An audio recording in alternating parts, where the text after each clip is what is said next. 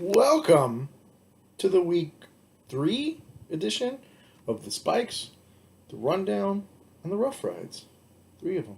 3 of them, 3 weeks. What is this, Illuminati? I don't fucking know. Anyways, here we are, week 3. Let's get started. So here we are. We're going to start off again in the Messiah League.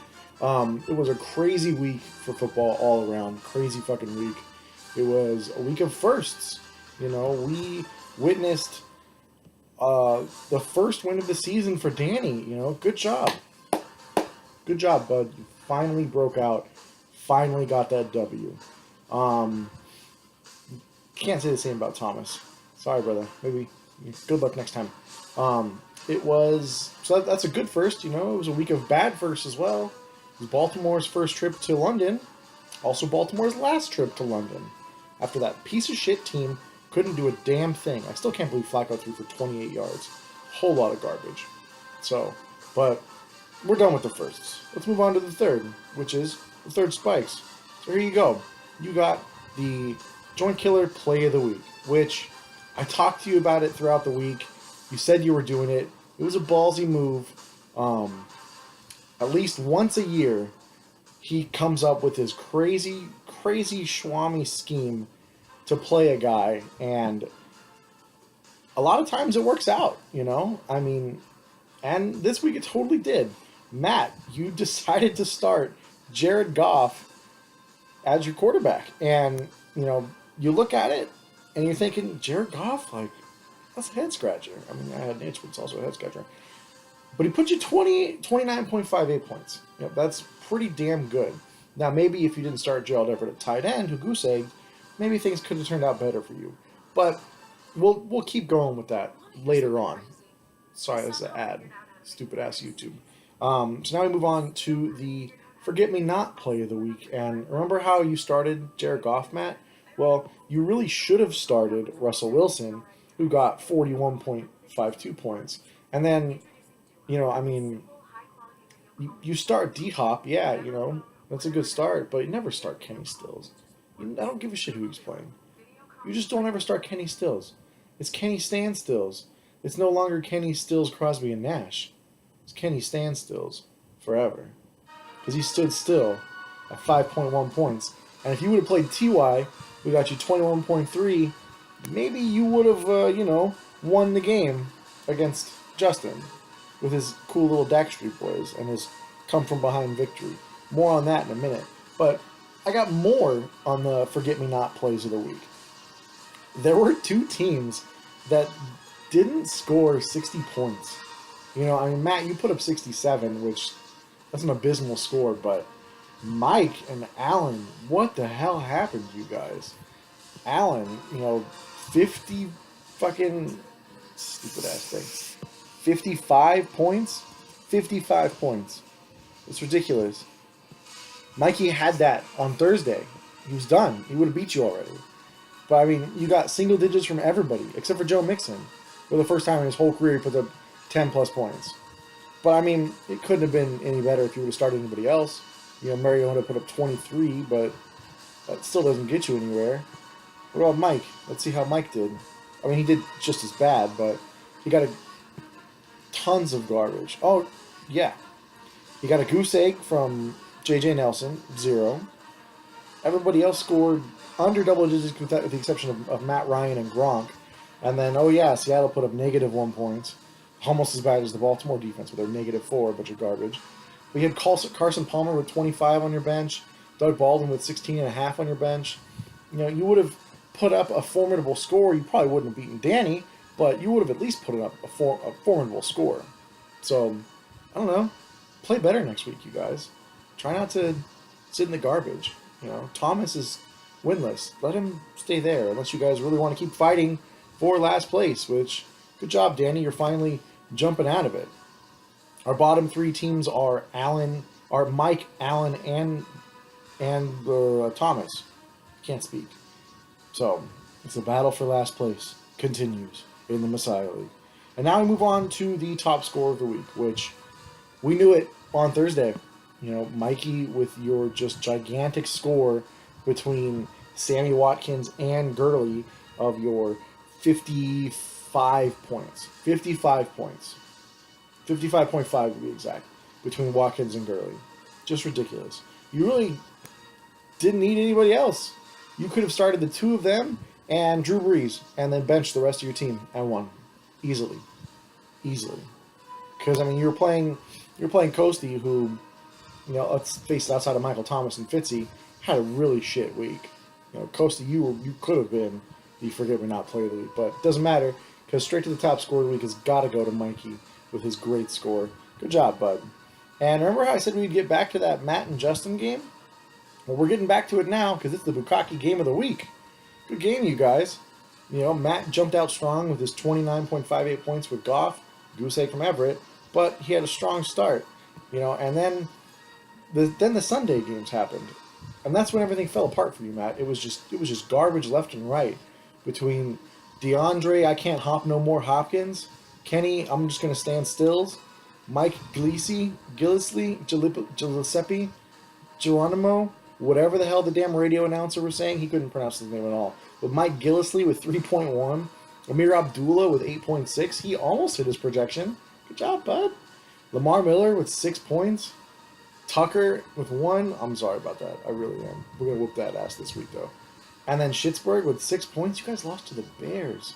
It's almost as bad as us losing to the Jaguars. That sucks. At least we have an excuse. We had to fly to fucking London. What did you do? Nothing. You went to Chicago and tripped over yourselves.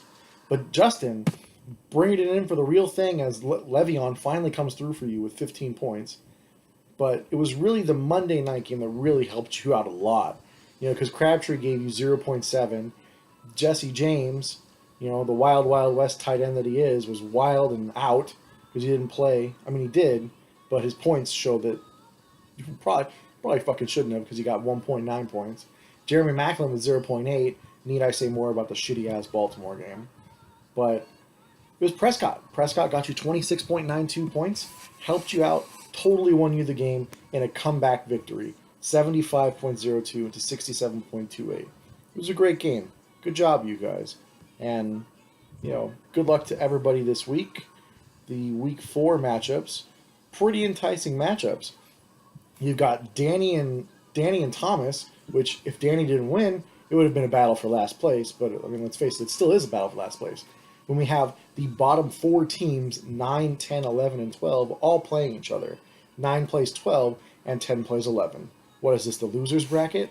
I think so. And then you've got Jimmy playing Coasty, 4th and 6th. It's a good matchup. You got Matt and Marco, battle for 7th and 8th. And then you got John, who, Justin, please beat John. Somebody beat John. You just got to beat him. Let's get him that first loss, because I'm gonna beat Mikey this week. That's how it goes. It's my birthday week. I'm gonna fucking beat you, Mikey. But anyways, let's move on to the Elite League. And in the Elite League, we have the play of the week, which it was the lowest scoring matchup of the week between the two teams, but it was a great play. And not in the sense of that, I played him and it was a Schwami feel, I just had a feeling. He came through and won me the game, which is Larry Fitzgerald. Kenny fits in my pocket, Larry Fitzgerald, with 27.4 points. Coasty, you get the play of the week, man. He came up, he saved your ass, helped you beat Sapon. Okay, Sapon, yeah, Baltimore's not the best defense in the league, but hey, at least I won this week. So we move on to our not play of the week, and I could have given it to anybody that played the Baltimore defense because we were garbage. You got Coasty played Arizona, Sapon played Seattle's defense. But there's one team that just really sucks a lot of dick right now. And that's Alex's team. That Dak Zekiel. Whatever the hell you're trying to do. Why'd you start Phillip Rivers, bro? You started Phillip Rivers? He got you fucking 3 points. 3.48 points. Prescott got you 26.92. Crabtree with 1.2. Yeah, he got hurt. Shit happens. But Landry with 7.8. Tariq Cohen, 12.2. That's good. But, you went up against Sam and he put up a giant number, which we'll get to that in a minute. But If you would have started Prescott, Howard, and DeMarco, let's see, I did some math here. So the combined point total from the three of them is 74.32 points. If you would have started Prescott over Rivers, Howard over Landry, and Murray over Cohen, that would have given you an additional 50.84 points. You had 50 points just sitting on your bench. Just sitting there wasting time hanging out, drinking Kool-Aid, taking a knee, as everyone did this week. Just not doing shit. You're playing great if you're trying to lose. Proud of you, bud. Have fun. Now we move on to the top score of the week, which I just mentioned it. Sam, 151.58 points. It's pretty easy to get that score when you got Brady at 45.72, Gronk with 18.9, Gurley with 35, Deshaun Jackson with 16.4. Your Kansas City defense gets you 12. Everything else was really mediocre at best. You could have played Mohamed Sanu, Brandon Marshall, T.Y., Mixon, any of those four guys in any of the other two spots. You could have played T.Y. over Martavius, and then you could have played, Mohamed Sanu over Jamison Crowder, and you would have beasted. You would have put up a shit ton more points. You could have probably touched the 180, almost 190 threshold. Still have yet to see someone break 200, but you could have gotten close. Good game, Sam. Good shit. And now we move on to the game of the week, which the game of the week, we go back to the play of the week, which game between Coasty and Sapon. It was a good game. It was a very good game. It came down to Fitzy. Once again, Fitzy's just winning games for fools this week. On the Monday Night Showdown in the hot desert, the Phoenix, Arizona desert, the University of Phoenix, Arizona desert, the Cardinals. Larry Fitz in your freaking pocket, Sorry, that was I don't even know what happened. Larry Fitz in your pocket, Fitzgerald came through for the win. Again, Coasty even says on the full recap online, the noise comes back to beat first to worst. It was a close game, a very close game. Good game played by both of you. I'm going to give an honorable mention in this category to my game with Jimmy. Jimmy, you had me running, brother. I was worried, man. It came down to a point where I just needed to get 2 freaking points from Melvin Gordon, Tyreek Hill, and Derrick Henry, and nobody was giving me shit. It felt like an hour and a half before I got those 2 points and finally won the game. But it was a good game. You tried. You tried. So, good job. Good job, everybody in the Elite League. We can move on down to the standings and see where we are after 3 weeks. After 3 weeks, Allen, just as he finished last year, in first place. 3-0, undefeated. Someone's got to beat him. Sam, it's up to you this week. You guys are looking like you're combined going to score for the top game of the week. Probably isn't going to happen, though. I'm in second, closely behind Allen. I'm pretty sure I have the points. I don't want to sit here and scroll through everything right now, but I'm pretty sure I got you on points. I play Coasty this week. John's playing Jimmy in a matchup of the J names. And then we've got Joe playing Justin, another matchup of the J names, but more importantly, a matchup between a Rams fan and a Cardinals fan. Which one of these two teams is going to win? Probably neither. They both suck.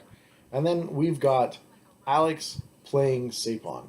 Sapon should win that game easily. I mean, come on. I'd be surprised if Alex wins another game this year. So, who knows? You might get lucky again, bud. But now we're going to move on to the Rough League. The Rough League. If we can ever get this damn tab to work. There we go. So, in the Rough League, it was a rough week, Rough week. Out of these three leagues, this was the only one that I actually lost. So, it was a rough week for me. But we're going to go with the top play of the week is going to go to Jillian. Jillian, good job. You got the play of the week. Your play of the week goes to Rashard Matthews. He's been garbage all year long. Just absolute garbage. Put him in the garbage, and then put that garbage in another garbage. He's the trash you put in the trash can. That much garbage. He's been garbage. But he got you 17.7 points. That's pretty damn good, for garbage. Pretty damn good. A good play. Could you have done anything better? Not really, but still a good play. So, good job. You got the play of the week. Now let's move on to the. You know, I I tried, I really did, but it didn't work at all. Ari, Ari, what's going on? I thought, I thought you knew how to play fantasy football. I guess not. I mean, clearly not. Clearly, your strategy of just draft Julio Jones and it's just going to work out every time really isn't working at all. You haven't done shit. He got you 12.6 points, but other than that, nothing. A whole lot of nothing. You know, Derek Carr with 7, Alshon with 7, Lamar Miller 6.8, Crowell with 6.4, Hunter Henry goose egged again. I should have probably only play him on even weeks. So far, that's what it seems. Week 2 he did good, but weeks 1 and 3 he's goose egg. Ty Montgomery with 9, who scored just as much as your kicker with 9. The Denver D, in Denver we trust, they got 4 points. You're doing great. If you're trying to lose, yeah, nice try. You know, didn't work out, but you know, maybe next week. Dishonorable mention to Chris here with his 77 points. You know, 77 flat. Chris, what happened? You know, it's time to sell the house. Time to make some trades to me because everybody knows that when you trade me, it works out, right? I think so. So then we move on to the top score of the week, which top score of the week should go to, if it'll scroll down and load, top score of the week goes to Justin. Justin, great score, dude, 127.52. You know, you really needed that win. You didn't want to start the season 0-3. It's never fun. You know, just ask Ari. It's not fun. But 127.52, you know, you had Rodgers, you had Jordy, you had Diggs, you just were putting points up left and right. Honorable mention to Danny with his 126.52, and finally getting a win this week. How's it feel to win, bud? You finally won. Good job. Well, at least you beat Lewis. I'm coming for you. The time is now. Winter is here. Game of the week is going to go to Mike and Matt. It was a good game, you know. Matt jumped out with a big 39-point lead in the Thursday game when he had Gurley go for 35.4. And the Rams put up 4 points, but hey, it's better than Carolina did for Mike. Carolina goose egged. So at least they scored. So Mike, you were dug in a hole and you came back, you know. You came back with Howard with 28.9, Freeman with 21, Michael Thomas with 18, Matt Ryan he didn't hit his projections, but he got a good 17 points. You know, Zach Ertz is playing amazing. Matt Bryant is proving he's probably the best fantasy kicker right now, since Tucker and the Ravens couldn't do a damn thing. Anyways, but it was a good game between you two. You know, you guys played really, really well. Honorable mention to Justin and to my game with Justin. It was a close game. If Zeke would have scored, you know, maybe 1 or 2 more touchdowns, probably would have won. You know, let's say I had started Sammy Watkins. I would have whooped your ass. But I didn't. It is what it is. So, better luck next week for me. Speaking of next week's week 4. In first place, we've got Mike. He's 3-0, playing the 0-3 Ari. Who's going to pick Ari to win this week? I am, actually. I'm going to take Ari to win. Ari can do it. Maybe. In second place is myself, playing Lewis. The time is now. It's this week. This week. In third place, we've got Sarah, who 2-1. She started off terribly in week 1, but she's turned it around, won 2 in a row, and now she's playing Justin. Hot off his first win of the year. Thinks he can just touch the moon. Beat his ass, Mollab. And then we've got, in fourth place, we've got Jillian, 2-1, hanging in strong, playing Matt. Matt, you started out strong, and it really hasn't turned out well for you the last 2 weeks. So that should be a good game. I have a feeling that that's going to be game of the week this week. And then in our last matchup, we've got Danny playing Chris. A battle for some of the worst freaking teams in the league. Really, you guys really need to do better. Really figure it out. I don't know, maybe find a fantasy football podcast or something. Or ask me. Maybe. I don't know. Who knows? So, but I'm done with this ad. And I'm also done with this freaking thing. So, good luck to everybody this week, with the exceptions of Mikey, with the exceptions of who the fuck am I playing in Elite? I don't even know. Totally forgot. With the exceptions of Mikey, Coasty, and Lewis. I wish the three of you nothing but the worst luck in the world. Nothing but the worst luck. But you already have it. You're playing me. Fuck you guys. You're going down. Alright? Adios, everybody. For everybody who's coming to my birthday thing on Saturday, it's going to be at the stadium out here in Westlake. Just hit me up, text me, or send me a message on the Fantasy Football app. Just hit me up. So, and then Sunday we're going to go to this place out here in Thousand Oaks as well called Droughts? I don't know. I don't fucking know. But they got wings, they got hot dogs, they got beers, they got pasta. They got a bunch of fucking shit. And I'm down to watch the games. I'm down to watch Baltimore turn it around and not play like they did last Sunday. And hopefully play like they did the last time they played Baltimore. They played Schittsburg on my birthday. Justin Tucker, overtime, game-winning field goal. Fuck you, Schittsburg.